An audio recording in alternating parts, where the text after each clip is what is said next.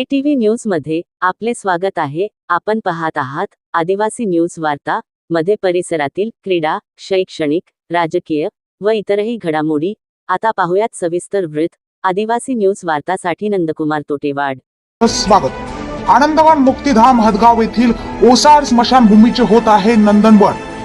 हदगाव येथील आनंदवन मुक्तिधाम मध्ये जीवनांकुर बहुउद्देशीय संस्थेच्या पुढाकाराने परिवर्तन घडत आहे।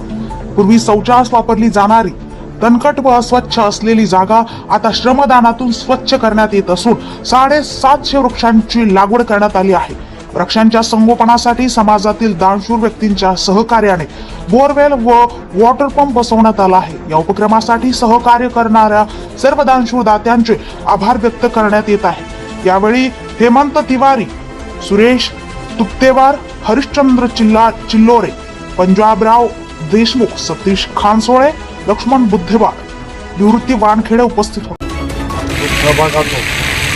त्याच्यामध्ये ज्या लोकांनी आम्हाला मदत केली त्यांचे स्वतःचा आभार, आणि ज्या लोकांनी 100, 500, 200, 1000, 2000 जे काही मदत दिली त्याबद्दल त्यांचे आभार।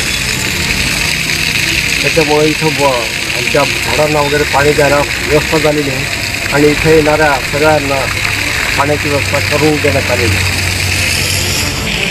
आम्ही जीवनांकुर बहुउद्देशीय सेवाभावी संस्थेच्या माध्यमातून हदगाव येथील एक पहिलं जे मोक्षधाम होतं त्याची पूर्ण स्वच्छता करून तिथं पहिलं पाऊल ठेवायला सुद्धा जागा नव्हती। एवढं तणकट आणि उजाड झाल्यासारखी मोक्षधाम होतं ते। तर तिथं श्रमदानामधून आम्ही सर्व तणकट साफ करून तिथं 100च्या लोकसहभागामधून 100च्या आसपास झाडं लावलेली आहेत आणि अशी 2 वर्षाची झाडं झाली असून पूर्ण झाडं जिवंत आहेत। त्याचबरोबर दुसरी एक स्मशानभूमी आहे तामसा रोडला लागून, तिचं नाव आम्ही मोक्षधाम मुक्तिधाम हदगाव असं ठेवून त्याला टोपण नाव आनंदवन असं दिलेलं आहे। तर त्या आनंदवनमध्ये सुद्धा पाऊल ठेवायला जागा नव्हती। तर मे 2025 पासून आम्ही ती स्मशानभूमी स्वच्छ करून तिथं वृक्षारोपणाचं कार्य जोमामध्ये चालू आहे। तर आम्हाला इथं वृक्ष संगोपनार्थ पाण्याची व्यवस्था नव्हती। तर या पाण्याच्या व्यवस्थेसाठी आम्ही जे समाजातील जे दानशूर व्यक्ती होते त्यांनी आम्हाला ₹500 पासून ते ₹5000 पर्यंत मदत केली। त्याबद्दल आम्ही जीवनांकुर बहुउद्देशीय सेवाभावी संस्थेच्या वतीनं सुरेश भाऊ तुप्तेवार, तिवारी काका यांच्या सर्वांच्या वतीनं आम्ही त्यांचे शतशः आभारी आहोत आणि याही पुढे त्यांनी आम्हाला असं सहकार्य करावं। त्याचबरोबर या मुक्तिधामामध्ये आम्हाला एक अभ्यासिका जे होतकरू विद्यार्थी आहेत, जे गरीब विद्यार्थी आहेत ज्यांना अभ्यासासाठी जागा नसते, अशा विद्यार्थ्यांसाठी आम्हाला इथं एक माझी अभ्यासिका तयार करायची आहे। तर यापुढेही जसं आम्हाला पहिल्या दानशूर व्यक्तींनी आणि समाजातील इतरही दानशूर व्यक्तींनी माझी अभ्यासिका उभी करण्यासाठी सहकार्य करावं असं मी आवाहन करतो।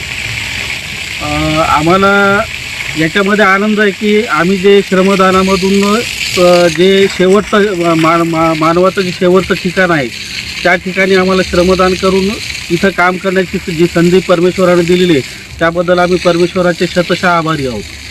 आवड म्हणजे मूळतः माझा छंद झाडं लावण्याचा आहे आणि झाडं लावण्यासाठी झाडं लावून त्यांचं संगोपन करणं हे सध्याच्या काळाची गरज आहे। वृक्षतोड मोठ्या प्रमाणात होत आहे। लोक वृक्ष लागवड करीत आहेत, पण लागवड केल्यानंतर त्याच्याकडे लक्ष कोणी देत नाही। वृक्ष लागवड करून त्याचं संगोपनसुद्धा करतो आणि त्याच्यामुळे निसर्गाचा समतोल राखून पशुपक्ष्यांना त्यांना त्यांचं घरसुद्धा मिळण्याची आम्ही व्यवस्था करून देत असतो। नाही, आम्हाला कोणीही बोर दिलेला नाही।